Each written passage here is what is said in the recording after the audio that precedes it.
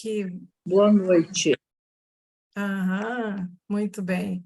Gente, boa noite. Agora começando. Bem-vindos a essa Sexta com Letras. Eu acho que é a primeira Sexta com Letras que eu faço, tá? Porque as Sextas com Letras é um trabalho dos alunos do curso Rodas de Leitura, Teoria e Prática, e que vem já de algum tempo, já tem o quê? Uns 5 anos, eu não sei quantos anos que eu comecei a pensar em divulgar e trabalhar o modo como eu penso que pode ser a gente tornar a leitura mais popular, né? A gente tornar a leitura alguma coisa que dê prazer, né? Isso sempre me guiou toda meu trabalho de professora. Eu trabalhei, não sei se muitos aqui conhecem um pouco da minha biografia, mas eu vou falar um pouco para vocês entenderem. Eu já dei aula em todos os níveis universitário, mas no nível universitário, mas em todo do fundamental, quinta, oitava série, lá quando eu comecei, né, a trabalhar, ensino médio, depois eu fiquei muito tempo com a universidade e depois eu fui trabalhar na Biblioteca Nacional, mas, entre outras e outras, muitas coisas que eu fiz, né? E eu sou gaúcha, né, lá da fronteira com o Uruguai, então eu também penso em espanhol, para não pra dizer o mínimo, assim, tá?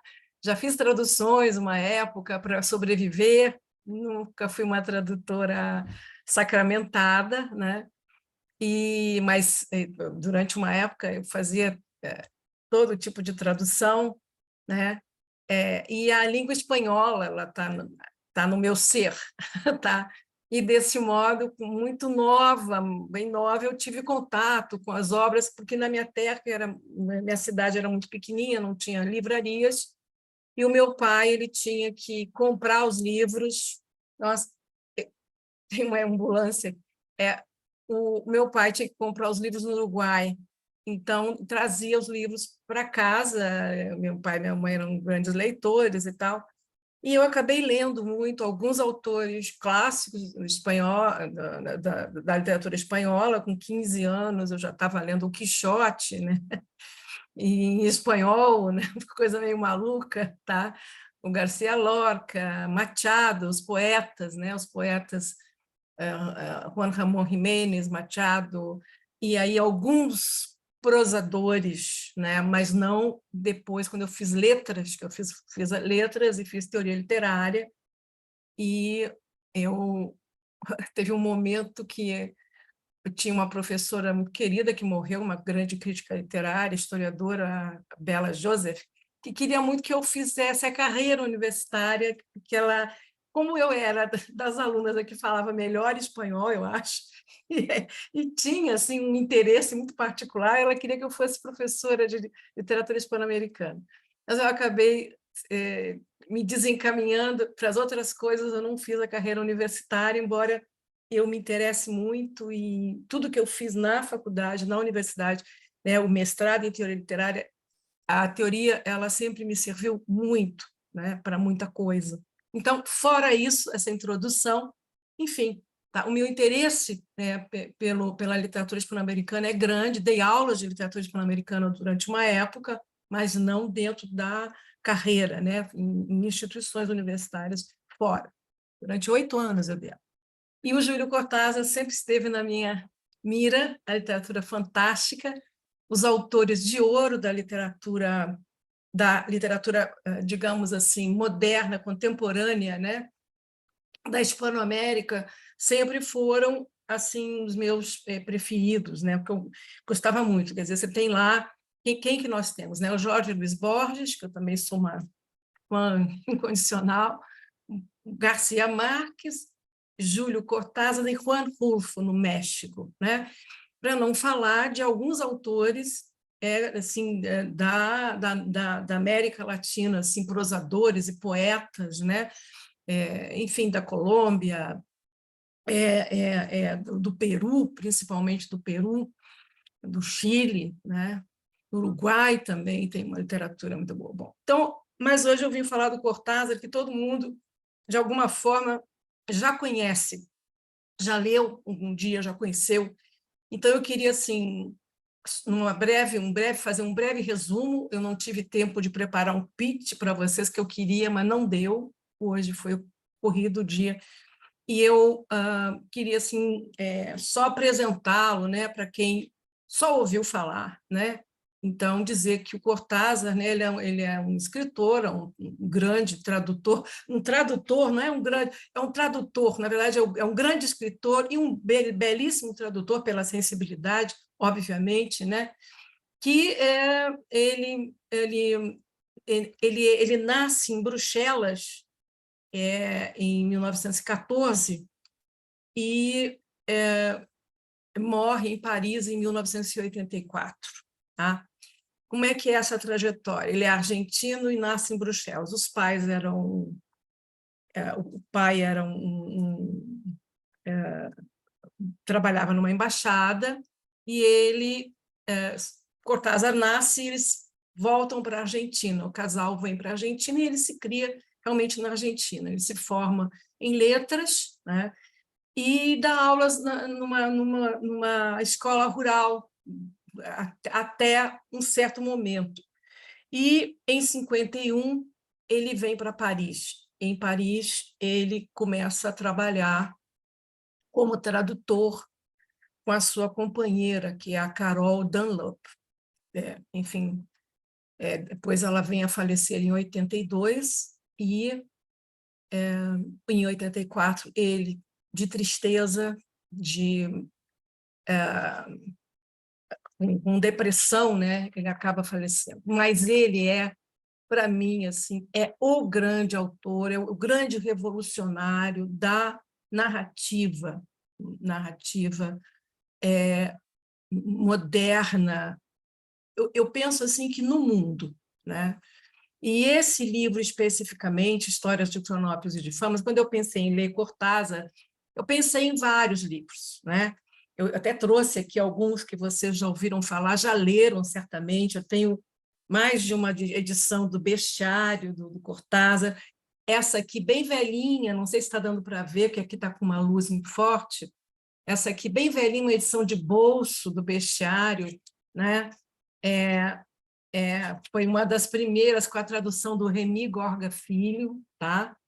Depois tem uma mais moderna do Bestiário, né, da José Olímpio, que acabou publicando as obras do Bestiário. Gente, desculpa, foi horrível. Desculpem, eu cheguei com tanta pressa que eu deixei o celular ligado, tá? Então, temos vários livros importantes e famosos, né, como O Jogo da Amarelinha, nessa edição bonita aqui da JO, tá? Que é um livro revolucionário, é uma das pérolas do Cortázar, e As Armas Secretas, eu não vou mostrar todos, né? Los Reyes, Os Reis, que é na tradução Os Reis, tá? Que é o último livro que ele publica antes de falecer. Ele tem uma coisa que ninguém fala, que é uma obra crítica impressionante, é muito grande. Eu tenho aqui quase toda ela, tá? E aqui a obra crítica são 3 volumes, tá? Em que ele vai falar do papel do intelectual na América Hispânica e do seu próprio trabalho. Tá? E o artista o artista sempre com esse papel, quer dizer, pensando sempre no papel do artista como um revolucionário, que eu acho que foi o que o Cortázar fez, né, na sua vida. Eu estou aqui com uma edição também pequenininha do Cortázar, que eu uso muito para poder riscar, né? Eu uso muito para poder... eu estou aqui com as histórias de Cronópolis e de Famas. Esse livro é um livro que eu tenho particular predileção por ele, porque esse livro me fez conquistar muitas pessoas para a literatura, tá? Pelo modo, pela a narrativa, o modo como ele narra, as situações absurdas, né, insólitas, que extrapolam, né, os mecanismos cotidianos, né, e, e que, de certo modo, desautomatizam a nossa forma de ver a vida e as coisas, né? Nas menores coisas, tá? E Histórias de Canópolis, eu acho que é assim um momento em que ele radicaliza, né, toda essa proposta. Então, porque ele começa publicando em Bestiário, todo mundo, de alguma forma, alguém já ouviu falar da Casa Tomada, inclusive porque virou filme, alguns pontos dele, né, viraram filmes, e, e todo mundo pensa nele como um autor fantástico. Tem uma diferença, eu não diria que ele é fantástico de todo, tá? Eu diria que a literatura dele passeia entre o fantástico e o absurdo, e seria mais absurda do que fantástica. Qual é a diferença? Vou falar um pouquinho só para a gente entrar na leitura, tá? Qual é a diferença, né? Suzana, qual é a diferença entre o fantástico e o absurdo? Bom, o fantástico tem vários graus, tá? Você tem, mas eu não vou falar de todos, tá? Mas são situações narradas, tá? E que pertencem a uma natureza, quer dizer, que pertence, por exemplo, à ordem do sobrenatural. Você lê e você sabe que aquilo jamais poderá acontecer. Os contos de fadas, a varinha mágica, tudo aquilo que a gente, né, ouve, lê, não é? E que você lê e sabe que é uma invenção, né? Você tem também situações que ultrapassam, não é? Como é que eu vou dizer? Elas são insólitas e não têm explicação alguma, não é? Então, vamos pegar assim, o Garcia Marques como um modelo, né? Em 100 Anos de Solidão tem um momento do romance, para todo mundo acho que leu, que as pessoas esquecem o nome das coisas e elas têm que começar a anotar, né, nos móveis, a geladeira, o fogão, porque elas começam a esquecer a linguagem, tá? E isso é uma coisa assim, muito incrível, porque ele escreve nessa época, o Garcia Marques, né? E essa possibilidade de esquecer a linguagem era um absurdo, mas nesse momento, por exemplo, as pessoas esquecem as palavras, a gente tem esquecido palavras, né?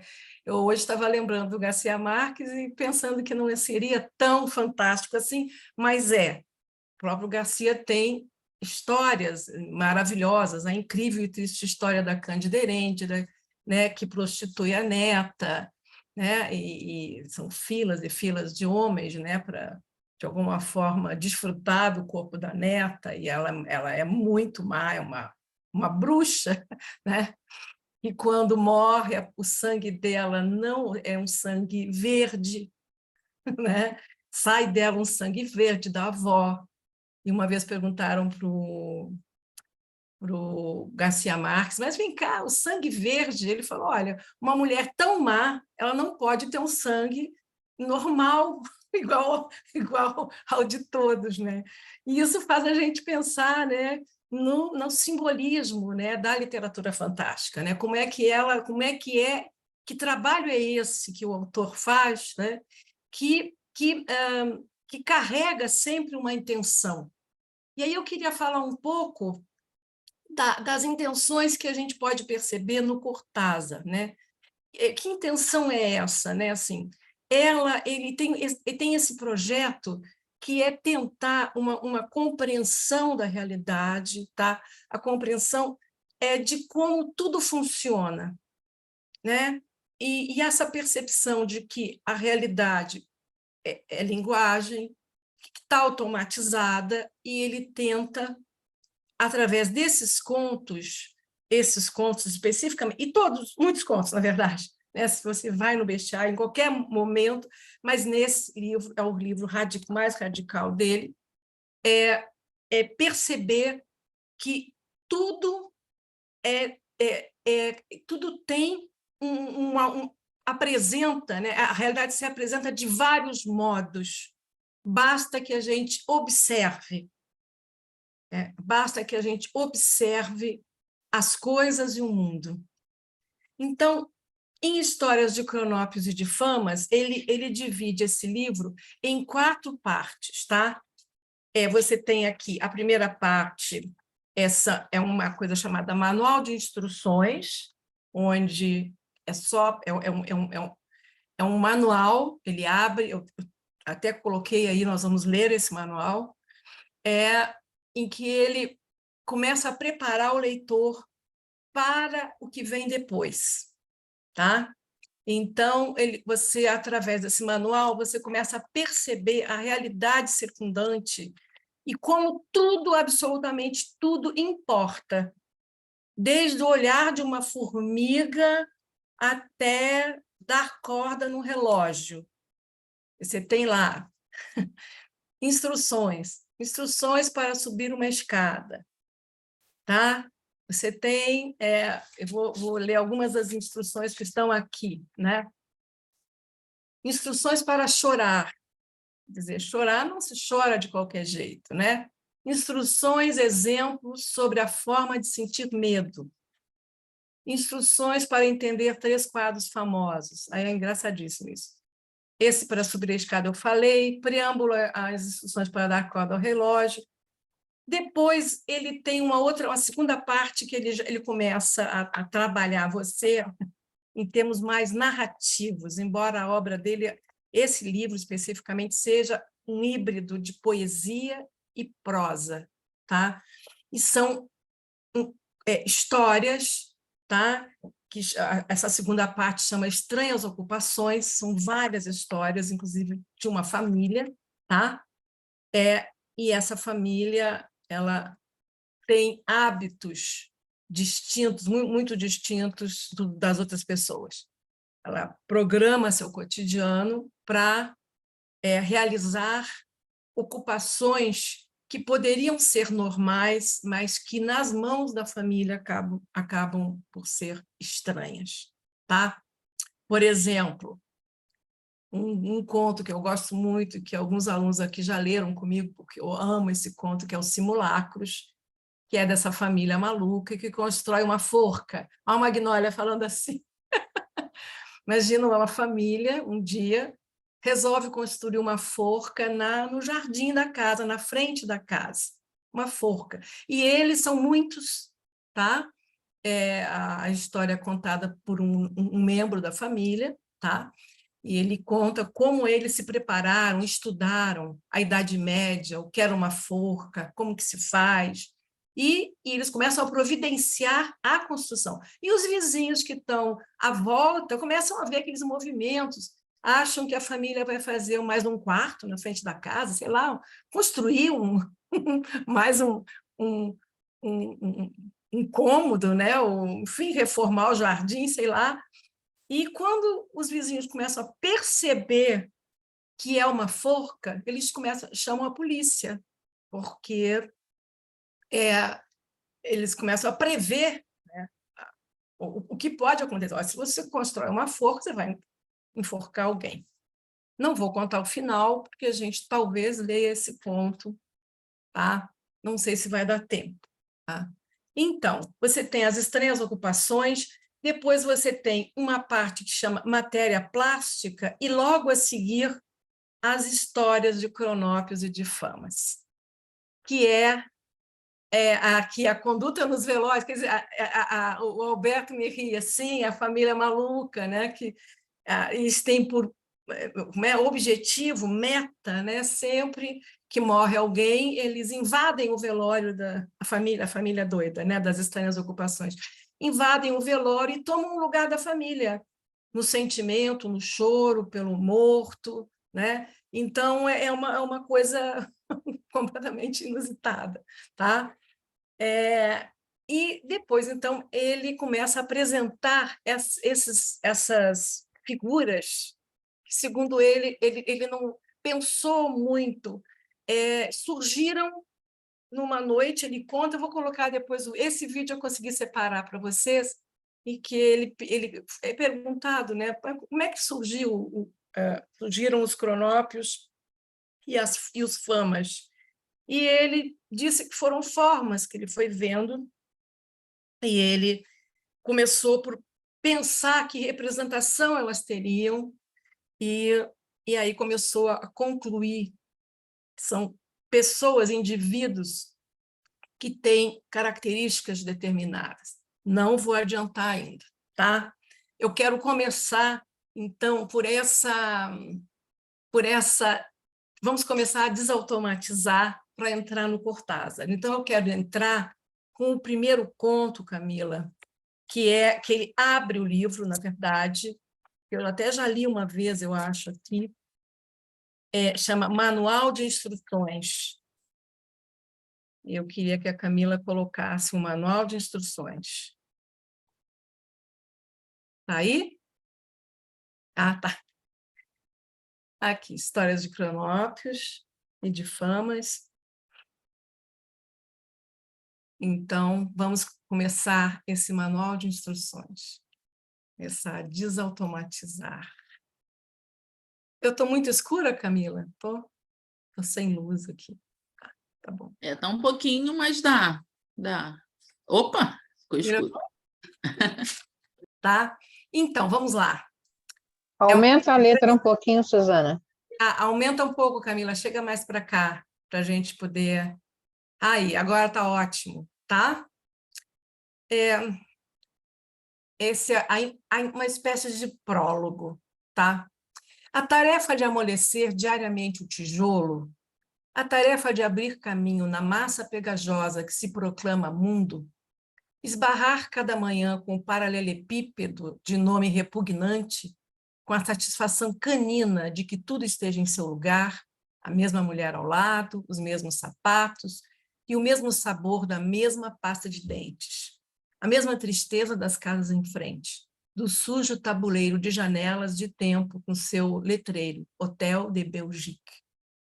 Enfiar a cabeça como um touro apático contra a massa transparente, em cujo centro bebemos café com leite, e abrimos o jornal para saber o que aconteceu em qualquer dos cantos do tijolo de cristal. Resistir a que o ato delicado de girar a maçaneta, esse ato pelo qual tudo poderia se transformar, possa cumprir-se com a fria eficácia de um reflexo cotidiano. Até logo, querida. Passe bem.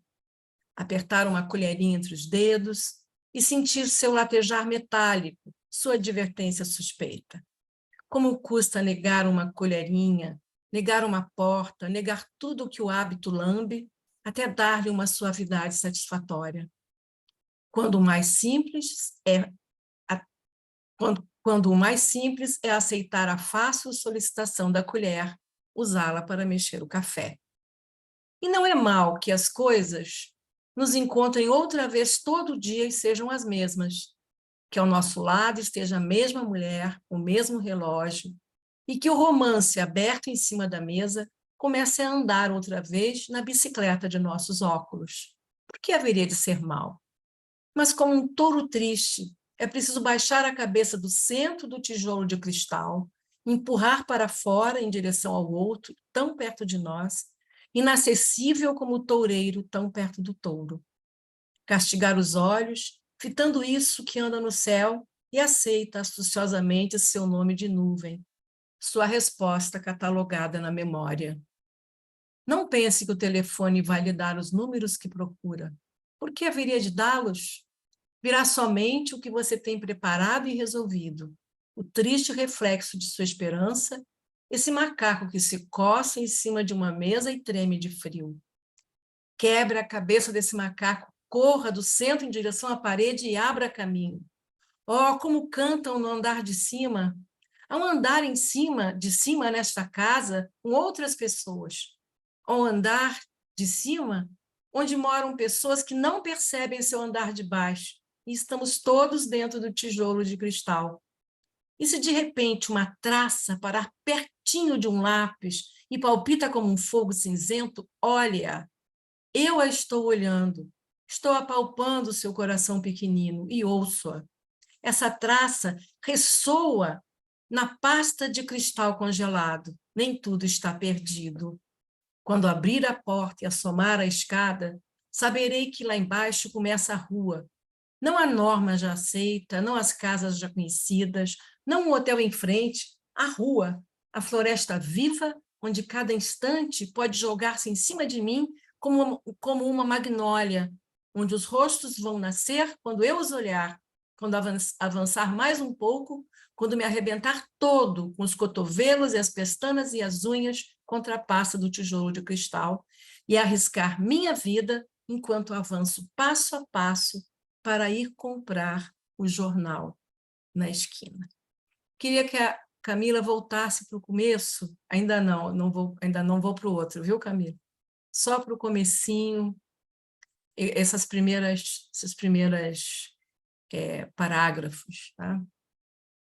Eu queria, assim, porque eu vou fazer uma leitura e depois eu vou abrir para comentários, tá, gente? Assim, nesse primeiro momento, assim, que eu estou falando dele, né? Esse preâmbulo, ele mostra para nós, assim, um pouco, né, nas mínimas situações que ele descreve, né, como é que é essa desautomação. Ele fala da automação e da desautomação. Então, por exemplo, a tarefa de amolecer diariamente o tijolo, de abrir caminho na massa pegajosa que se proclama mundo, de barrar cada manhã com o paralelepípedo de nome repugnante, com a satisfação canina de que tudo esteja em seu lugar, a mesma mulher ao lado, os mesmos sapatos e o mesmo sabor da mesma pasta de dente, a mesma tristeza das casas em frente, no sujo tabuleiro de janelas de tempo com seu letreiro, Hotel de Belgique. Enfiar a cabeça como um touro apático contra a massa transparente, em cujo centro bebemos café com leite e abrimos o jornal para saber o que aconteceu nos 4 cantos do tijolo de cristal. Resistir a que o ato delicado de girar a maçaneta, esse ato pelo qual tudo poderia se transformar, possa cumprir-se com a fria eficácia de um reflexo cotidiano. Até logo, querida, passe bem. Bom, eu quis ler esses 2 parágrafos, ainda não, só vou voltar. Camila, volta aí um pouquinho. Eu quis ler esses 2 parágrafos, assim, porque eles são um pouco a chave da proposta, quase que do livro, por isso o manual de instruções, não é? Em que você tem, né, que todo dia, quando você acorda, né, você é um tijolo que precisa ser, né, amolecido, tá? Todo dia, e você ser essa figura que faz diariamente as mesmas coisas e que vê as coisas do mesmo modo, né? Cujo ponto de vista é o mesmo. E essa repetição, vê que a palavra mesma, né? A mesma mulher, o mesmo sabor, né? Enfiar o touro apático, e aí ele começa a falar, a massa já não é a de tijolo, é uma massa transparente. Ele vai mudando, tá? Escalonando a massa, essa massa pegajosa, né? Em cujo centro bebemos café com leite e abrimos o jornal para saber o que aconteceu em qualquer canto dos cantos do tijolo de cristal. Já não é mais um tijolo de barro, mas é um tijolo de cristal. Ou seja, quer dizer, nós vivemos, né, como se as coisas fossem estáticas, mas, na verdade, estamos dentro de um tijolo de cristal e nós não sabemos. E o que vem a seguir é toda uma fala sobre isso. Mais adiante, nos outros parágrafos, vamos lá, vamos voltar para eles. Aqui, Camila, apertar uma colherinha entre os dedos, tá? Você pode subir aí, isso, vai mais um pouquinho. Uma colherinha entre os dedos e sentir seu latejar metálico, sua advertência suspeita. E aí a questão, como custa negar uma colherinha, negar uma porta, negar tudo o que o hábito lambe, até dar-lhe a suavidade satisfatória. Quanto mais simples é aceitar a fácil solicitação da colher e usá-la para mexer o café. É mais simples, não é? Mas não sei se é mais venturoso. Isso que eu estou falando é por conta do Cortázar, por aquilo que...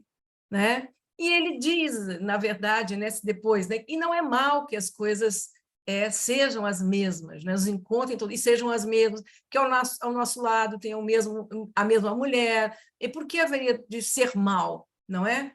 E ele fala, inclusive lá embaixo, muito bonito, castigar os olhos, fitando isso que anda no céu e aceita astuciosamente seu nome de nuvem. Vamos andar mais um pouquinho. Pode andar mais um pouquinho, Camila? Aí, sua resposta catalogada na memória. Não pense que o telefone vai lhe dar os números que procura. Porque haveria de dá-los, virá somente o que você tem preparado e resolvido. O triste reflexo de sua esperança, esse macaco que se coça em cima de uma mesa e treme de frio. E aí ele ele é mais radical. Quebre a cabeça desse macaco, corra do centro em direção à parede e abra caminho. E aí o tijolo vira cristal mesmo. Como cantam no andar de cima. Há um andar de cima nesta casa com outras pessoas. Há um andar de cima onde moram pessoas que não percebem seu andar de baixo. Estamos todos dentro do tijolo de cristal. E se de repente uma traça parar pertinho de um lápis, e aí ele vai para aquilo que não se vê quase, a traça a gente tem que procurar muito, né? Mas a traça é um ser vivo também. Como mais adiante você vai ver as formigas, né? Em que ele tem um texto, né? Que ele se coloca no lugar de uma formiga olhando o mundo, mais adiante. Então, por isso que eu falo que esse manual, esse primeiro texto, é um texto que nos prepara um pouco para o que vem, né? Então, onde que eu parei? E se de repente uma traça parar pertinho de um lápis e palpita como um fogo cinzento, olha, eu estou olhando, estou apalpando o seu coração pequenino e ouço-a. Essa traça ressoa na pasta de cristal congelado. Nem tudo está perdido. E aí, vamos até o fim agora, é só porque tinha que haver essa releitura, tá? Para a gente conversar. Quando abrir a porta e assomar a escada, saberei que lá embaixo começa a rua. Não a norma já aceita, não as casas já conhecidas, não o hotel em frente, a rua. E aí ele vai chamar a rua de a Floresta Viva. A Floresta Viva, vamos andar mais um pouquinho, onde cada instante os rostos vão nascer quando eu os olhar, quando avançar mais um pouco, quando me arrebentar todo com os cotovelos, as pestanas e as unhas contra a pasta do tijolo de cristal e arriscar minha vida enquanto avanço passo a passo para ir comprar jornal na esquina. Tudo que ele nos diz é que é sempre um risco, né? Que a vida é um risco. Você vai comprar o jornal na esquina. Ele está falando do movimento do mundo, do coração da traça, das coisas, que todas as coisas existem e elas não têm só uma funcionalidade, elas existem. E a rua é essa floresta viva, onde os rostos vão nascer quando você olhar, e se você não olhar, eles não nascem para você, né? A vida não nasce para você se você não olhar para ela, para as coisas, né? Essa é a proposta, me parece, sempre do livro como um todo. É claro que tem muito mais coisas a serem ditas, né? Então eu sei que eu tenho que andar mais rápido, mas a ideia é essa, você me parece sempre, né? É procurar uma compreensão de como funciona essa floresta viva, como a gente funciona em relação a ela, como é mais cômodo achar que ela não existe. É muito mais cômodo ninguém morreu aqui em cima, não é? Não, aqui do lado não tem miséria. Porque aí eu estou pensando já em coisas... porque é muito amplo, É muito amplo, né? Então, ele vai desautomatizar esse nosso modo de ver, de olhar para o mundo e para as coisas. Então, essa é a proposta, me parece, na verdade, é toda a obra dele essa. Quando na Casa Tomada, aqueles dois irmãos, não começam a ver que a casa está sendo tomada, eles moram sozinhos, numa casa grande, numa casa, parece que é num bairro faustoso, um bairro de pessoas de classe média alta, altíssima, eles herdaram essa casa e vivem das rendas, né? Vivem de rendas, não fazem muita coisa. Né? No momento em que tomam, o irmão fala para a irmã, são dois irmãos, né? Olha, tomaram a parte da frente. Aí, tá, ele vai lá, fecha a porta, volta para a cozinha e fala para ela assim, olha, tomaram, uma pena, meus livros ficaram lá. Mas aí eu começo a ver a coleção de selos do meu avô. E ela diz, tá bom. Ela continua a tricotar, porque ela vive tricotando e ele vive lendo muito o personagem que ele cria, né? E o conto continua, não é? E tornando, digamos assim, trazendo para nós, não é? O espanto, né? Essa normalidade em que eles se encontram naquele momento. É um momento da Argentina particularmente politicamente preocupante, né? Aquele momento em que a Argentina está vivendo a ditadura, né? A ditadura militar. Então, é como se fosse possível tomarem a casa aos poucos. E eles vão deixando, né? No final, eles jogam a chave num bueiro para que ninguém possa entrar na casa, que já está tomada, na verdade. Então, voltando aqui para os corpos, porque senão eu começo a falar de outros livros, tem que me concentrar nesse.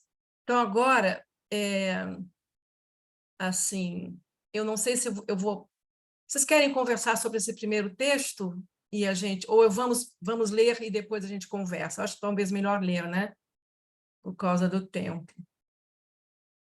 Tá, gente? Eu vou ler, vou continuar. Então, o primeiro... eu destaquei assim, vários contos breves, tá? E são as instruções, né? Coloquei aqui 3 instruções, que é da primeira parte, para a gente ler, tá? Tem é uma obra de literatura de alta qualidade, né? Muito bem-humorada, é divertido, né? Então, vá lá para chorar, instruções para chorar. Deixando de lado os motivos, atenhamo-nos à maneira correta de chorar, entendendo por isso um choro que não penetre no escândalo, que não insulte o sorriso com sua semelhança desajeitada e paralela. O choro médio ou comum consiste numa contração geral do rosto e um som espasmódico acompanhado de lágrimas e muco, este no fim, pois o choro acaba no momento em que a gente se assoa energicamente. Tá. Continua. Para chorar, dirija a imaginação a você mesmo. E se isso lhe for impossível, por ter adquirido o hábito de acreditar no mundo exterior, pense num pato coberto de formigas ou nesses golfos do Estreito de Magalhães, nos quais não entra ninguém, nunca. Quando o choro chegar, você cobrirá o rosto com delicadeza, usando ambas as mãos com a palma para dentro. As crianças chorarão esfregando a manga do casaco na cara, e de preferência num canto do quarto. Duração média do choro, 3 minutos. Então, aqui são as instruções para você aprender a chorar. Então, você tem o choro médio, tem formas, né, de chorar diversas, tá? Ali, assim, né? Não é um choro um choro que não penetre no escândalo, que não insulte o sorriso com sua semelhança desajeitada e paralela, né? Que às vezes parece que a pessoa está rindo, né? Está chorando. Tá. Vamos tocar agora outra instrução. preâmbulo às instruções para dar corda ao relógio. Pense nisto.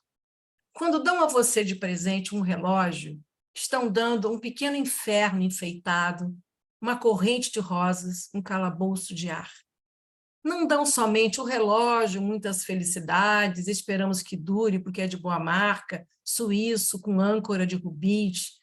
Não dão de presente somente esse miúdo quebra-pedras que você atará ao pulso e levará a passear.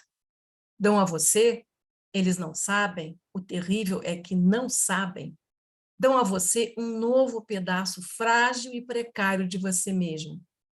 Algo que lhe pertence, mas não é seu corpo, que deve ser atado a seu corpo com sua correia, como um bracinho desesperado pendurado a seu pulso. Dão a necessidade de dar corda todos os dias, a obrigação de dar-lhe corda para que continue sendo um relógio. Dão a obsessão de olhar a hora certa nas vitrines das joalherias, na notícia do rádio, no serviço telefônico. Dão o medo de perdê-lo, de que seja roubado, de que possa cair no chão e se quebrar.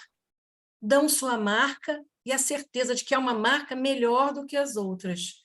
Dão o costume de comparar seu relógio aos outros relógios. Não dão um relógio. O presente é você. É a você que oferecem para o aniversário do relógio. Tá? Suzana, posso contar uma coisa ousada sobre a minha filha Juliana, quando leu esse preâmbulo aí do relógio, ela fez o preâmbulo do celular, que na época que ele escreveu não existia. Ficou um espetáculo, ela mandou para o João adorou, disse que ela tinha que publicar, mas, claro, ela não publicou, era uma brincadeira, mas muito bem feita, foi incrível. Legal, Tereza. Aliás, a Juliana eu quero te chamar para uma janela literária, até vamos começar a chamar, não é? Vou ver como é que faz, de onde ela está, fuso horários, né? Para ela vir aqui ler. Maravilha. Ela vai adorar. A Juliana é um dos nossos orgulhos, né? E brevemente a Tereza estará lançando o livro dela também, a Dag acabou de lançar o dela. E o meu eu já vou lançar junto com a Ju. Vai ser um lançamento conjunto. Vai ser lindo. Legal. Vai ser lindo. Então, né? Esse é o Cortázar, né? Essa história, esse é um das instruções que eu gosto muito, né? Porque, e agora você falando do celular, né? O que dão para você, né? É você virar escravo, né? De uma coisa, né? É um presente. Ele diz: o pior é que não sabem, eles não sabem, e o pior é que não sabem que estão dando, né? Uma escravidão de presente. E aqui, nessa parte do manual de instruções, né, tem assim uma mistura, né, de filosofia, né, com digamos, são reflexões, mas é tudo feito, né, através do humor e pelo avesso, mostrando o avesso das coisas, né? Como é que o avesso vai aparecendo, né? E aquilo que dá de fato para se pensar, né? Quando ele diz, pense nisso, quando dão a você de presente um relógio, estão dando um pequeno inferno enfeitado, uma corrente de rosas, um calabouço de ar, né? Então, aí ele começa toda a descrição. Depois ele vai ter, vamos tocar por causa do tempo, depois ele vai ter a segunda parte do relógio, instruções, porque esse é o preâmbulo.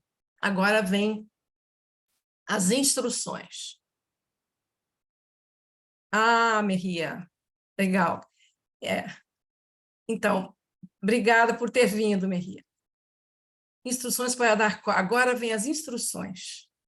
Lá no fundo está a morte, mas não tenha medo. Segure o relógio com uma mão, pegue com 2 dedos o pino da corda, puxe-o suavemente. Agora se abre outro prazo.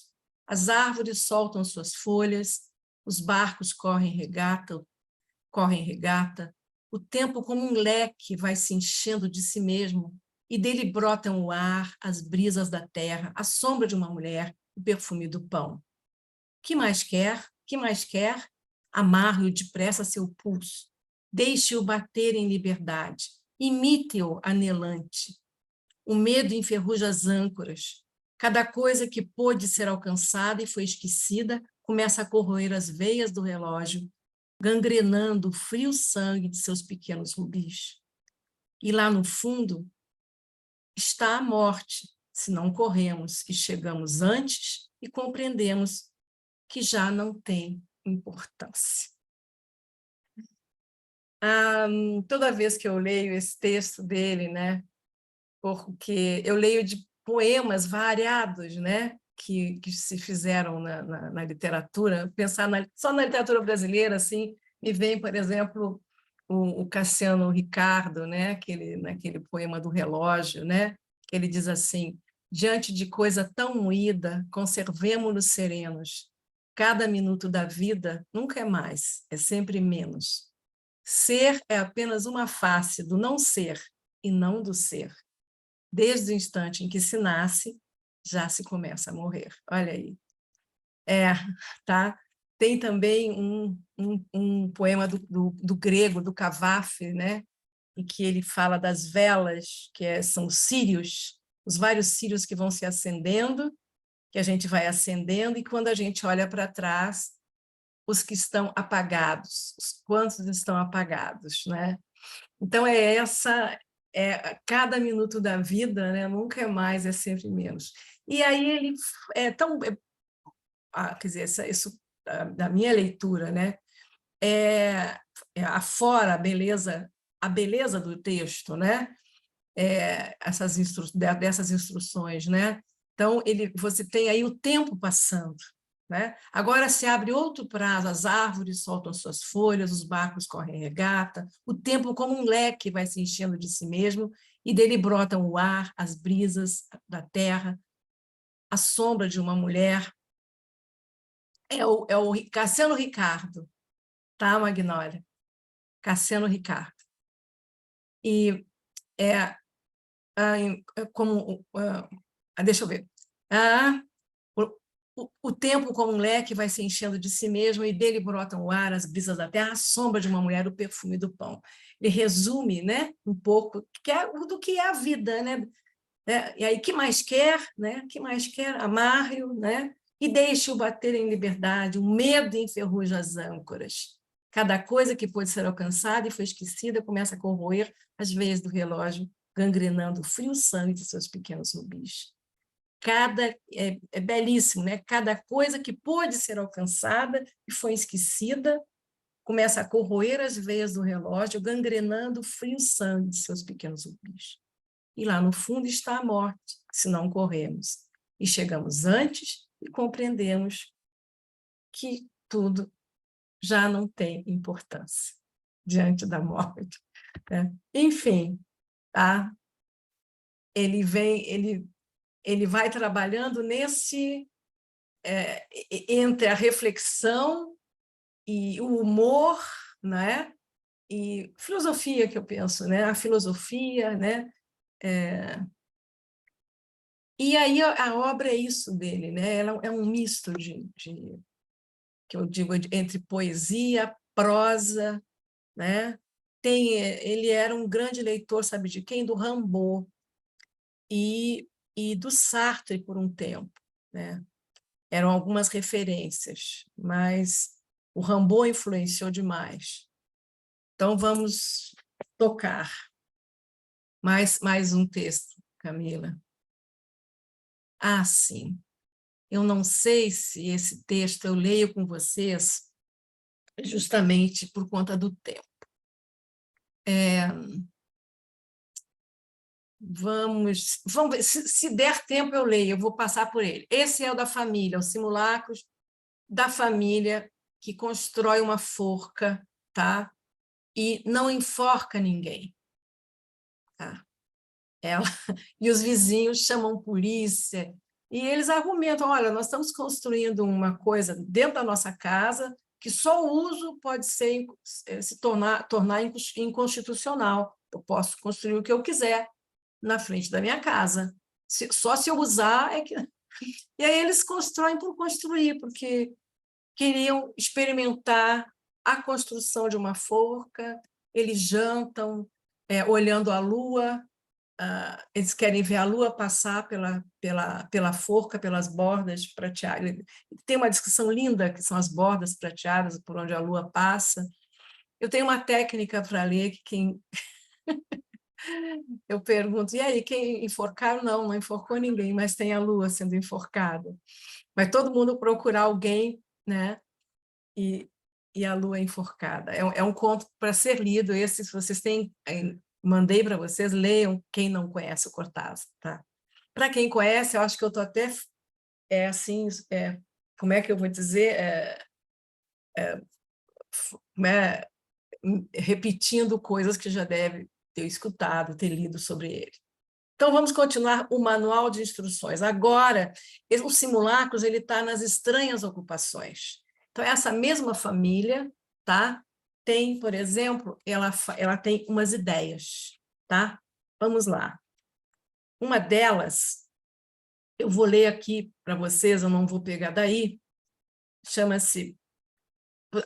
Uma delas é essa que o Merria, que saiu, ele lembrou, né? Que é o comportamento nos velórios, né? De eles invadirem os velórios alheios e tomarem conta, começarem a chorar pelo morto, e a ponto de estabelecer uma espécie de competição com a família, né? Quem chora mais, né? Quem chora mais sentidamente pelo morto, tá? E aqui uma outra ocupação dessa mesma família: perda e recuperação do cabelo. Vou ler só um pedaço. Para lutar contra o pragmatismo e a horrível tendência à consecução de fins úteis, meu primo mais velho defende a prática de arrancar um bom fio de cabelo da cabeça, dar-lhe um nó no meio e deixá-lo cair suavemente pelo buraco da pia. Se o cabelo ficar preso no ralo que costuma haver nesses buracos, bastará abrir um pouco a torneira para que ele se perca de vista. Sem perder um instante, deve-se iniciar a tarefa de recuperação do cabelo. A primeira operação se resume em desmontar o sifão da pia para ver se o cabelo ficou agarrado em alguma das sinuosidades do cano. Se não for encontrado, deve-se abrir um pedaço do cano que vai ao sifão, do sifão ao encanamento do esgoto principal. É certo que nessa parte aparecerão muitos cabelos e será preciso contar com a ajuda de toda a família para examiná-los um por um à procura do que tem o nó. Se não aparecer, colocar-se-á o interessante problema de quebrar o encanamento até o andar de baixo, mas isso significa um esforço maior, pois durante 8 ou 10 anos será necessário trabalhar em algum ministério ou numa casa de comércio para juntar o dinheiro que permita comprar os 4 apartamentos situados embaixo do de meu primo mais velho, tudo isso com a extraordinária desvantagem de que, enquanto se trabalha durante esses 8 ou 10 anos, não se poderá evitar a penosa sensação de que o cabelo não esteja mais no encanamento e que só por um remoto acaso permaneça preso em alguma saliência do cano. Chegará o dia em que poderemos quebrar os canos de todos os apartamentos e durante meses viveremos cercados por bacias e outros recipientes cheios de cabelos molhados, assim como de curiosos e mendigos, aos quais pagaremos generosamente para que procurem, separem, classifiquem e nos tragam os cabelos possíveis a fim de alcançarmos a certeza desejada. E aí ele continua: se o cabelo não aparecer, nós vamos para o esgoto principal da cidade, e a família entra numa tarefa, né? Ela se empenha toda nessa tarefa que justamente tem esse fim, né? Para lutar contra o pragmatismo e a horrível tendência à consecução de fins úteis. Tá? Essa é a mesma história, ou alguma coisa próxima dessa forca, né? Que você constrói e que, ora, se você constrói uma forca, você tem que enforcar, e a família não tinha essa intenção, ela queria apenas estudar e realizar um sonho, né, de construir aquele patibo na frente da sua casa. Então, fazer por fazer, né? E a gente mora no Ocidente, né? Onde a gente não dá ponto sem nó, né? Assim que se fala, né? O cabelo tinha que ter um nó também. Tá? Vamos continuar, Camila. Se der, eu leio um pedacinho dos simulacros na volta. Vendo aqui. Sim, agora vou falar um pouquinho sobre os cronópios e os famas, tá? Nós já estamos entrando nas histórias de cronópios e famas, tá? Eu acho que antes de eu colocar isso, Camila, eu tenho aqui vocês entendem bem espanhol, imagino, né? Uma entrevista em que ele conta como é que surgiu a ideia dele classificar as pessoas. Ele classifica, na verdade, as pessoas em cronópios, famas e esperanças. Tá? Então, ele conta como é que surgiu, porque um repórter pergunta para ele, mas vem cá, de onde? Como é que surgiu? E ele diz, olha, não veio, aquilo aconteceu. Então, eu vou ver se eu coloco por aqui, Camila, e você tira o texto e eu coloco e a gente volta depois para viagens, para a gente conhecer bem quem são os famas e os cronópios. Deixa eu ver aqui. Tá, peraí. Pronto. Eu sou um pouco enrolada para mostrar as coisas, né? Tá aqui. Aqui, deixa eu ver aqui. Cortázar. Peraí, mas não está no share screen. Eu acho que eu saí. Não, estou no Zoom. Gente, só um minuto. Eu me atrapalhei aqui. Não, está aqui. Share. Espera aí. Tá, vamos lá. Estão vendo aí? Estão? Días de Cronopios y de Famas, que es otro libro que aparece en 1962 alternando el relato breve, la simple viñeta, el ensayo lírico. En este libro es donde se encuentra el famoso manual de instrucciones, en fin, para subir una escalera, las propiedades raras como la de ese sillón especial para morirse y las historias de los cronopios, que quizá convendría aprovechar para que tú explicases un poco qué es efectivamente el cronopio. Sí, bueno, el problema conmigo, ya te has dado cuenta, es que cuando me piden explicaciones es a pura pérdida, porque a mí me cuesta mucho explicar cosas que no me las explico yo mismo. Lo que te puedo decir es cómo nacieron los cronopios. Yo estaba en París en 1952, creo, y fui a un concierto en el Teatro de Champs-Élysées, donde había un gran homenaje a Igor Stravinsky, músico que es uno de los músicos que también me ha marcado a lo largo de mi vida. Y yo estaba muy conmovido viendo por primera vez a Stravinsky, que dirigía la orquesta, y estaba Jean Cocteau, otra gran presencia en mi juventud, que era el recitante en una de las obras. Y vino el entreacto y todo el mundo salió a tomar café y yo estaba solo y no tuve ganas de salir y me quedé solo ahí en una de esas localidades, las más baratas. Y me quedé completamente solo, ese inmenso teatro. Entonces, de golpe, me acuerdo muy bien de eso, de golpe tuve un poco como la sensación de que había en el aire así personajes indefinibles, unas especies de globos, que yo los veía un poco de color verde, que es muy cómicos, muy divertidos y muy amigos, que andaban por ahí, circulaban, y su nombre era Cronopios, se llamaban Cronopios, venían así.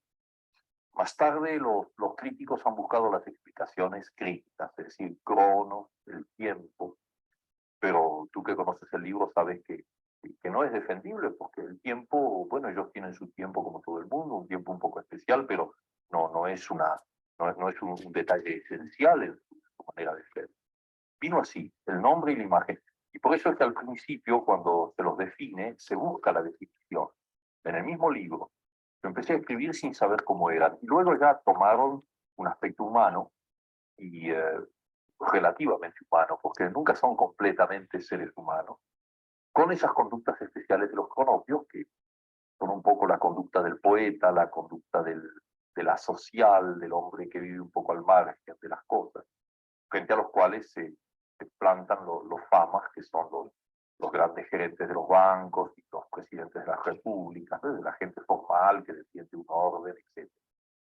Bueno, así, ese es el nacimiento de la cosa. Cronopios, famas y esperanzas. Bueno, las esperanzas son personajes intermedios, que están un poco a mitad de camino, que están un poco sometidas a la influencia de los famas o de los cronopios según las circunstancias. Entonces, todas esas aventuras que les suceden dependen de la psicología de cada uno de ellos. Volta agora, Camila, o stop share. Pronto. Tá. Tá aí o Cortázar. O Cortázar tinha 2 metros e tal de altura, viu, gente? Para quem não conheceu, não sabia. Ele sofria de gigantismo. Era imenso. Segundo se vê. Bom, agora nós vamos... Ele explicou, né, o surgimento, né, de como surgiram esses personagens, né? E, segundo ele, né, então, os cronópios pertencem à linhagem dos poetas, dos artistas, das pessoas que vivem à margem, né? À margem da sociedade, né? Que sempre são, né, essas pessoas mais desligadas, ninguém dá gerência de nada para elas, né? Ninguém se importa muito, né? E esses são os cronópios, né? E os famas são essas figuras, né? Os gerentes de bancos, grandes comerciantes, grandes empresários, né? As pessoas que precisam ter a sua vida organizada, né? E, enfim, essa é a conversa sobre quem são os famas, rende muito, né? Tá? Aí você começa a perceber quem nas situações que ele vem narrando, né? Tá? Você vai percebendo quem são, não é? Quem é o quê dentro da literatura. Então, vamos lá. Viagens. Vamos conhecer agora os famas. Quando os famas saem em viagem, seus costumes ao pernoitarem numa cidade são os seguintes. Um fama vai ao hotel e indaga cautelosamente os preços, a qualidade dos lençóis e a cor dos tapetes. O segundo se dirige à delegacia e lavra uma ata declarando os móveis e imóveis dos 3, assim como o inventário do conteúdo de suas malas. O terceiro fama vai ao hospital e copia as listas dos médicos de plantão e suas especializações. Terminadas essas providências, os viajantes se reúnem na praça principal da cidade, comunicam-se suas observações e entram no café para beber um aperitivo. Mas antes, eles se seguram pelas mãos e dançam em roda. Esta dança recebe o nome de Alegria dos Famas. Quando os cronópios saem em viagem, encontram os hotéis cheios, os trens já partiram, chove a cântaros e os táxis não querem levá-los ou lhes cobram preços altíssimos. Os cronópios não desanimam, porque acreditam piamente que essas coisas acontecem a todo mundo e, na hora de dormir, dizem uns aos outros: que bela cidade, que belíssima cidade, e sonham a noite toda que na cidade há grandes festas e que eles foram convidados. E no dia seguinte levantam contentíssimos, e é assim que os cronópios viajam. As esperanças sedentárias deixam-se viajar pelas coisas e pelos homens, e são como as estátuas, que é preciso ir vê-las, porque elas não vêm até nós. Essa terceira classe, que são as esperanças, que são essas figuras estáticas, né, que ficam só observando em cima do muro, que tal? Né? Então, esse é um exemplo. Vamos passar para um próximo, Camila. Conservação das lembranças. Os famas, para conservar suas lembranças, tratam de embalsamá-las da seguinte forma: após fixada a lembrança com cabelos e sinais, embrulham-na da cabeça aos pés num lençol preto e a colocam contra a parede da sala com um cartãozinho que diz excursão a Quilmes, ou Frank Sinatra. Os cronópios, em compensação, esses seres desordenados e frouxos, deixam as lembranças soltas pela casa, entre gritos alegres, e andam no meio delas. E quando passa alguma correndo, acariciam-na com suavidade e lhe dizem: não vá se machucar. E também, cuidado com os degraus.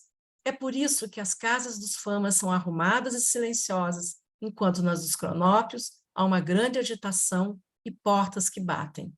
Os vizinhos sempre se queixam dos cronópios, enquanto os famas mexem a cabeça compreensivamente e vão ver se os cartõezinhos estão todos no lugar. Tá bom? Aí já tem todas as... Mais um, acho que temos mais um aí. Filantropia. Os famas são capazes de gestos de grande generosidade, como, por exemplo, quando esse fama encontra uma pobre esperança caída ao pé de um coqueiro e, pondo-a em seu automóvel, a leva para a sua casa e se ocupa de alimentá-la e oferecer-lhe distração, até que a esperança ganhe forças e se atreva a subir outra vez. Peraí, eu li mal.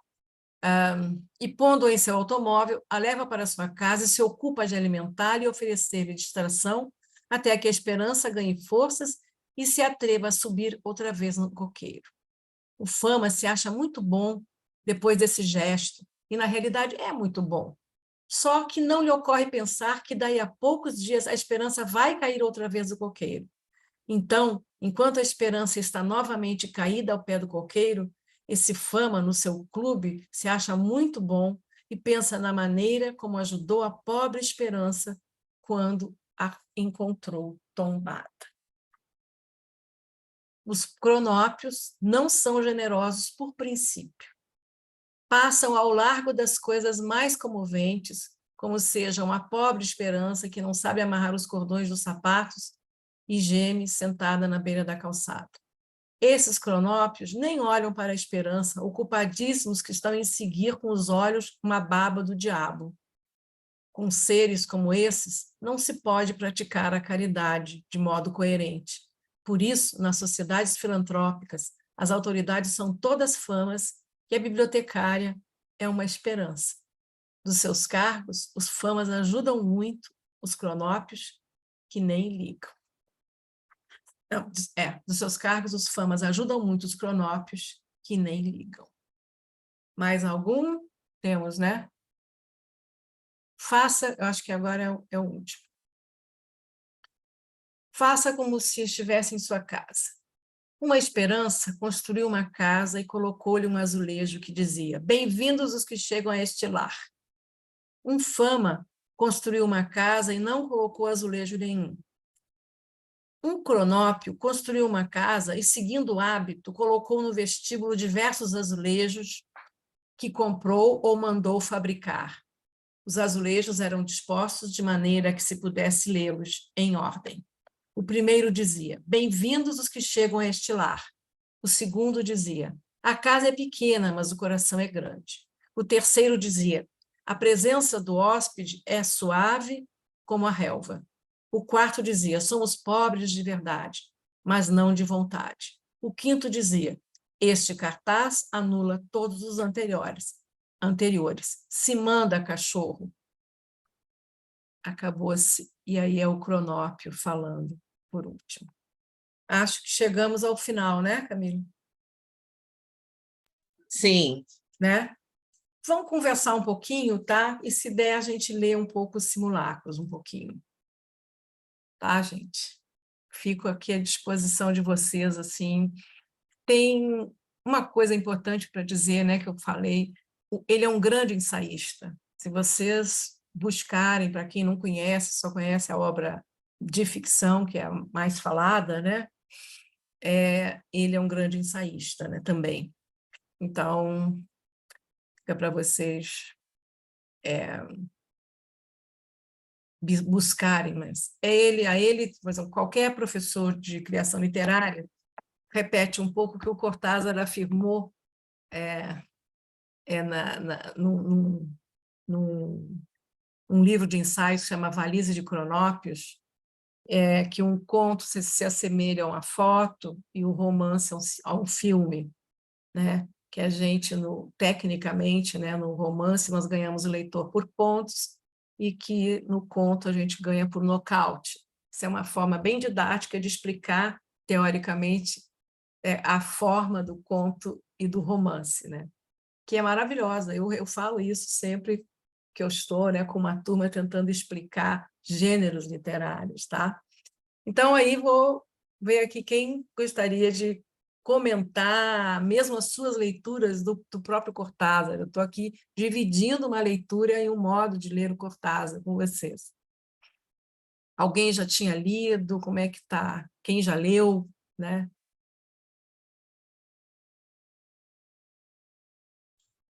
Oi, professora, boa noite. Oi, Ivone. Tudo. O Cortázar nos foi apresentado no curso de Introdução de Gêneros Literários. Também. Né, com o professor Arthur, e foi assim, maravilhoso, muito bom.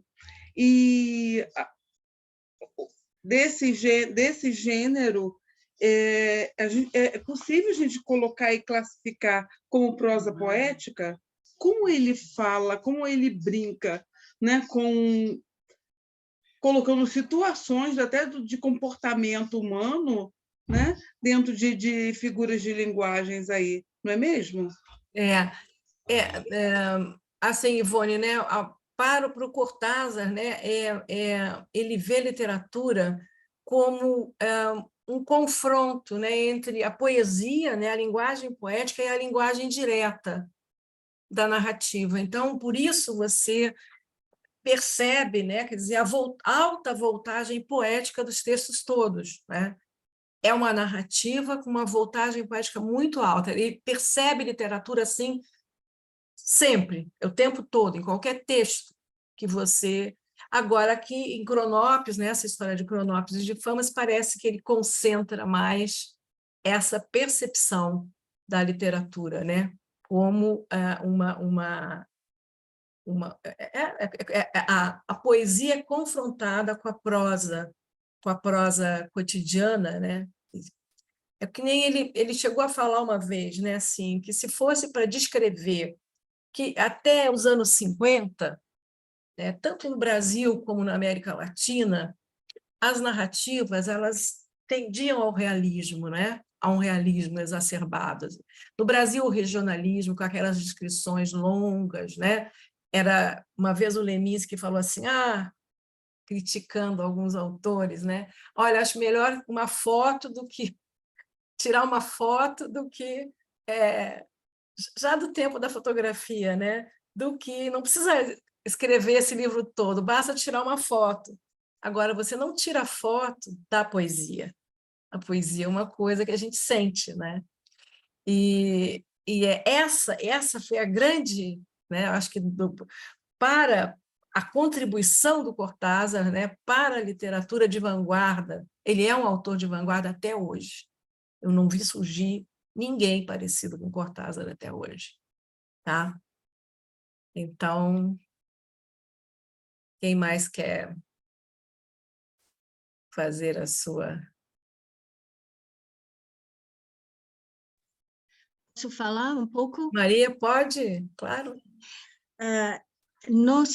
Ela nos tem uma história dele, continuity das partes, que fica na minha memória. Quando eu vejo, você vai falar sobre ela, eu pensei nessa história, muito bom, muito bom. E os amigos, eu lembro isso, mas isso eu gosto muito.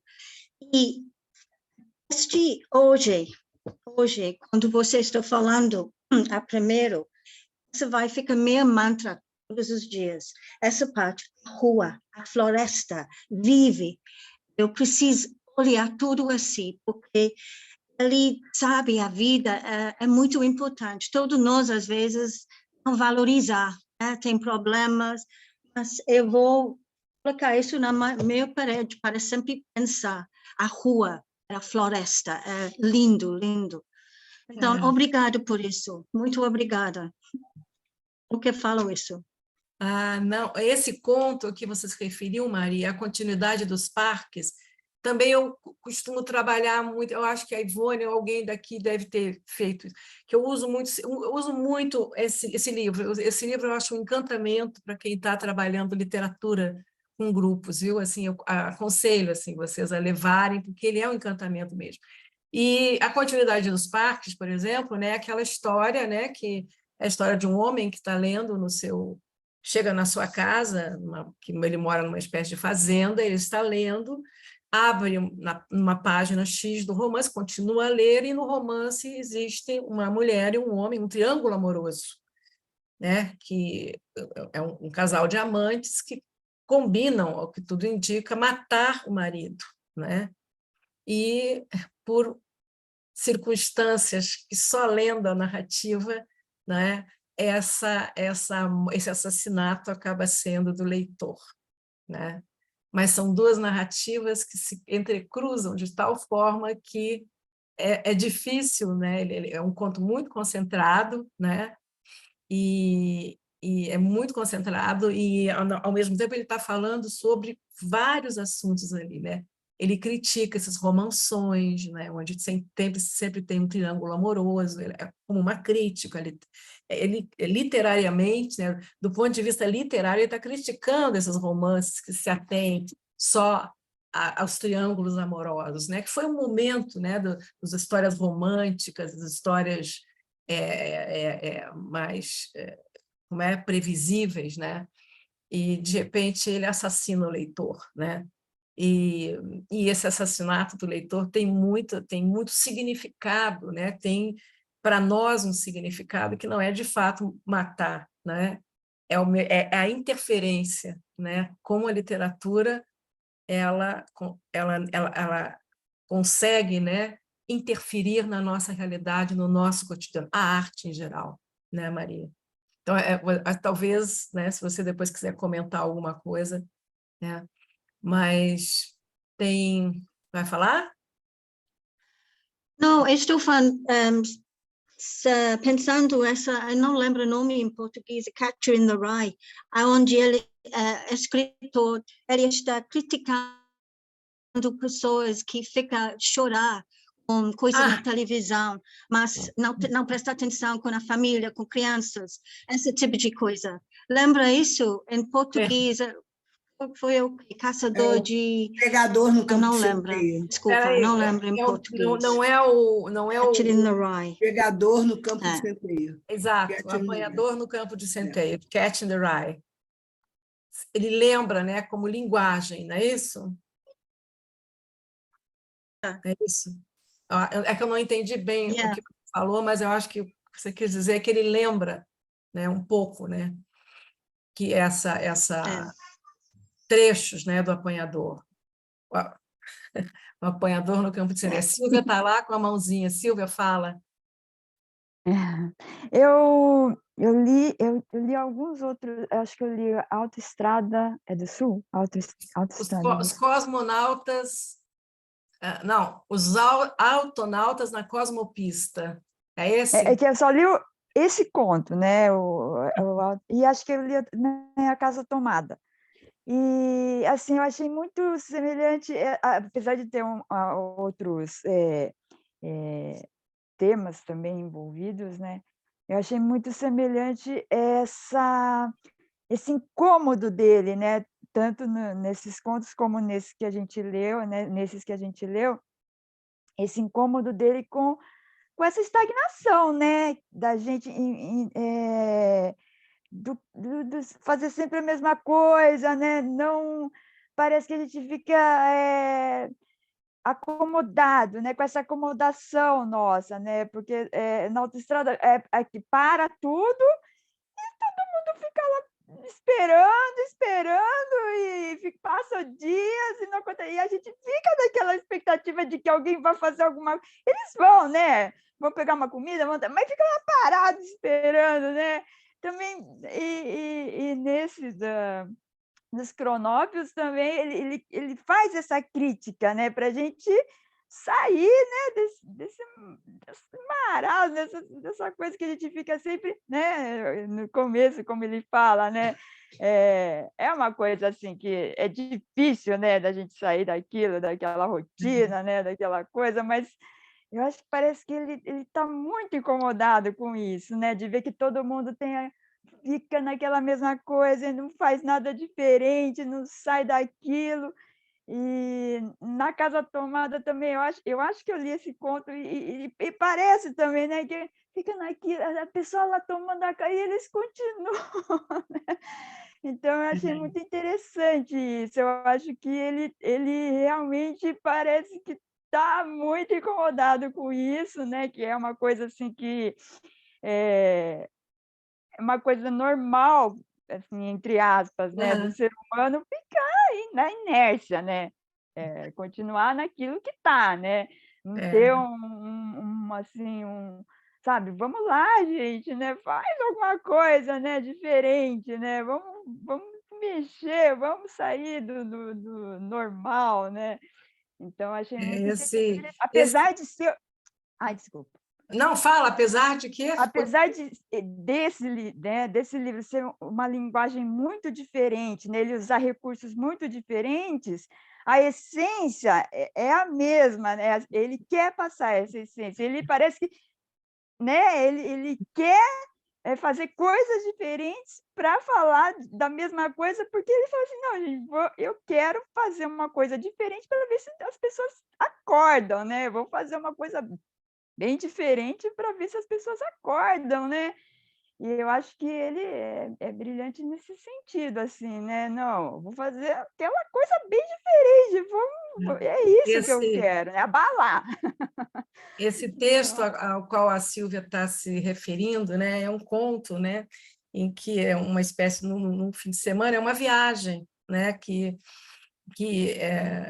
eles fazem uma espécie de um fim de semana em que enfrentam um engarrafamento enorme, e há um determinado momento em que os carros param e o engarrafamento não anda, e aquilo se segue por dias, né? E durante dias as pessoas ficam dentro dos carros como num acampamento, começam a se relacionar, começam a dar...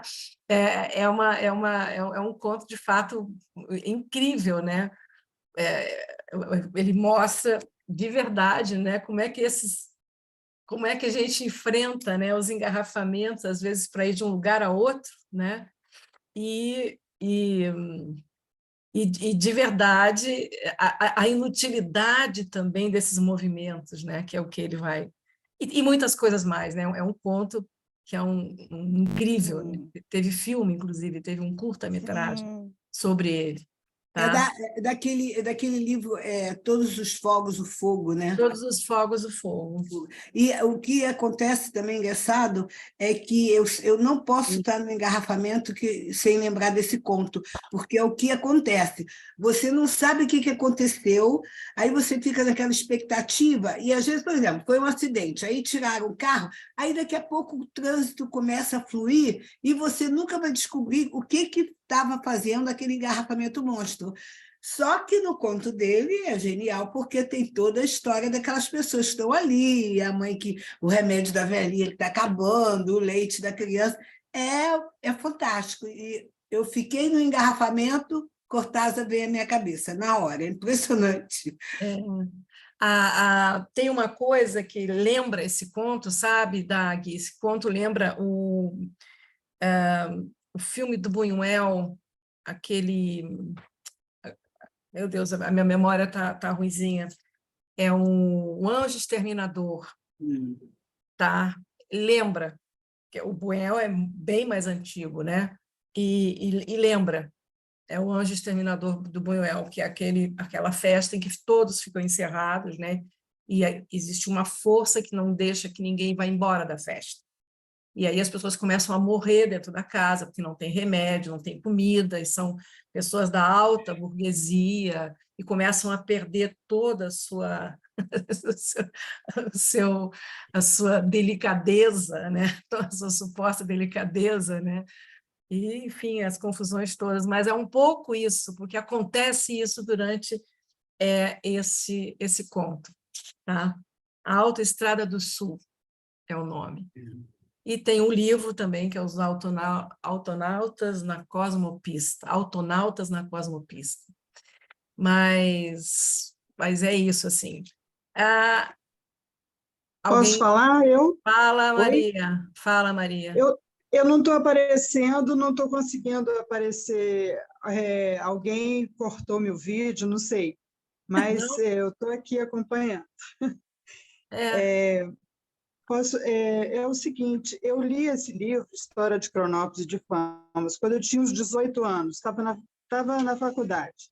E me marcou muito várias coisas. Um livro, um dos contos que eu me lembro até hoje, chama Tristeza de Cronópio, porque o relógio dele estava atrasado. Todas as pessoas do mundo andavam num certo horário e ele estava andando atrasado, e era um sofrimento enorme para ele. E eu achei, na época, né, e até hoje eu me lembro, porque eu acho muito essa questão do tempo, né, de vocês e dos outros. Outra era sobre a tartaruga, que os cronópios desenhavam uma borboleta em cima das tartarugas, porque elas eram seres infelizes, e então os cronópios, quando viam a tartaruga, desenhavam uma borboleta no casco delas, para elas ficarem felizes, se sentirem mais Leves. E a terceira coisa é que, então, eu tinha 18 anos, hoje eu tenho 64, e já estou com a vontade de ler de novo o livro, depois desses anos todos. Mas uma coisa que eu queria que você falasse dessa minha impressão é que eu tinha 18 anos, 19, e eu falei, entendi o que é cronópio, entendi o que é fama e tal. E aí, então, no mesmo, ele também, esquematicamente, ele define ali o que é cronópio, o que é fama.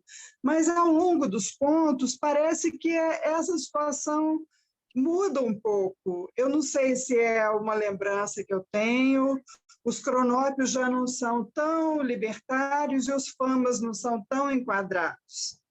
Sim ou não? Existe isso ou não? Ele brinca um pouco com essa definição ao longo dos Dificilmente contos. você vai ver um Cortázar dogmático, sabe? Que vai se repetir, né? Ele vai sempre relativizar, mas aqui, nesse caso, né, ele caracteriza muito bem, né, as funções dos famas e dos cronópios e as esperanças, que ficam ali um pouco sem papel. Elas têm um papel quase de uma paisagem, né? Eu estava até buscando aqui o da tartaruga, que é maravilhoso, né? Que eles começam a pintar borboletas nos cascos das tartarugas, né? Para elas se sentirem mais leves, mas eu não estou achando aqui, estou tentando ver. Mas, assim, eu acho assim, dificilmente você vai ver ele com uma tendência só, uma coisa só, né? O Cortázar ele não se repete, né? Ele não tem essa... Até porque, para ele, a literatura ela é feita de sensações, tá? Ela é muito mais feita de sensações, não é? Com uma espécie de uma compreensão assim mais sutil, né? da vida e do próprio narrar, né? Assim, quando eu falo mais sutil, eu quero dizer é mais sutil porque do que um texto meramente explicativo, descritivo, explicativo, onde as coisas todas têm uma conclusão, estão encerradas em conceitos. São conceitos, mas são abertos, entendeu? É assim que eu vejo a literatura dele e vejo também, inclusive nos cronópios, né? Há um pouco, sim, de relativismo aqui, mas eu não sei te dizer assim em que momento um é menos cronópio ou é mais cronópio, né? Porque é uma caracterização geral, né? Geral. Né? Então, é isso. Gente, estamos nos Obrigada. aproximando. assim, do finalzinho, eu quero saber quem quer aí comentar e quem tem mais coisas para entrar aqui na roda de conversa. Eles são duas pessoas, cronóbios são pessoas mais... Ai, desculpa. Ele se refere aos artistas em geral, as pessoas desligadas, as pessoas que não têm um método específico para nada. Ele mesmo era um cronópio. Ele dizia, eu sou um enormíssimo cronópio, porque ele era muito grande, né? Muito grandão. Ele dizia isso assim, né? Uma das coisas interessantes também ele busca, né, criar assim uma narrativa mais revolucionária, muito revolucionária, e num dos textos de ensaísticos dele, né, ele é tido, né, ele escreve de tal forma que ele se diz uma espécie de inimigo da gramática, né? Para ele, um escritor tem que ser inimigo da rigidez gramatical. É um pensamento dele. Ou então, assim, ele tem que... Isso ficou muito comum, né? Às vezes, nas aulas de criação literária. Ou seja, você... depois eu vou ver se alguém colocou, é que eu não consigo falar e olhar aqui ao mesmo tempo. Ele diz que o escritor ele tem que ter consciência da regra para subverter. Então, ou você sabe muito bem o português, por exemplo, para poder subverter a língua, e aí você vai pensar em casos, Manuel de Barros, Guimarães Rosa e outros tantos que buscaram criar uma linguagem, né? Uma linguagem nova, né? Uma forma revolucionária de narração, de literatura, né? Quem mais vai? Um último momento, já estamos no finalzinho, amigos e amigas. Tá? Um grande homem, afora o tamanho, né?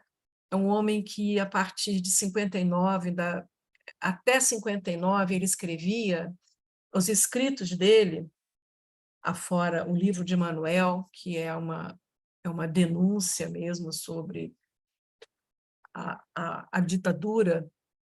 Ele vira um partidário, né, da Revolução Cubana e das propostas socialistas. E a narrativa dele é muito isso, né? É muito libertária, é muito livre. Eu queria assim, saber daqui quem já tinha lido Cortázar. Põe a mãozinha aí, porque eu fiquei curiosa. Dag, Tereza, nem todos leram, porque a gente foi... aqui tem alguns, nem todos. Enfim, gente, que seja aí para quem começou, tá? Uma forma de... As mãos... uma forma. Agora, teve alguém que fez uma observação final que eu não consegui ler. Deixa eu ver aqui quem foi. A Ângela Azevedo, né? Tartarugas e cronópios. Agora acontece que as tartarugas são grandes admiradoras da velocidade, como é natural. As esperanças sabem disso e não ligam. É esse texto, sim. As famas sabem e caçoam. Os cronópios sabem e, cada vez que encontram uma tartaruga, puxam a caixa de giz colorido e, na lousa redonda da tartaruga, desenham uma andorinha. Tá? É o máximo. Tá? Então, fica aí o convite para lerem de novo, ou lerem melhor ou mais o Cortázar. Espero ter ajudado, ou então recordado vocês desse grande escritor. Um grande. Nunca teve... tem declarações dele, por exemplo, quando se cobrou uma época posições dele mais Deixa eu ver, eu tinha separado aqui, porque eu achei que eu ia usar em algum momento certas... Mas em que ele diz assim, que um escritor ele tem que ser, né, ele é um revolucionário, não só um revolucionário como de revolução, como um ato político, como artístico, não é? Que é o que ele faz. Você vai percebendo as coisas, o mundo circundante, não é? Através dos personagens, daquilo que eles fazem, e nunca, não estou achando, e nunca numa panfletagem, não é? Não são panfletos, são textos de uma invencionice, de uma criatividade imensa, né?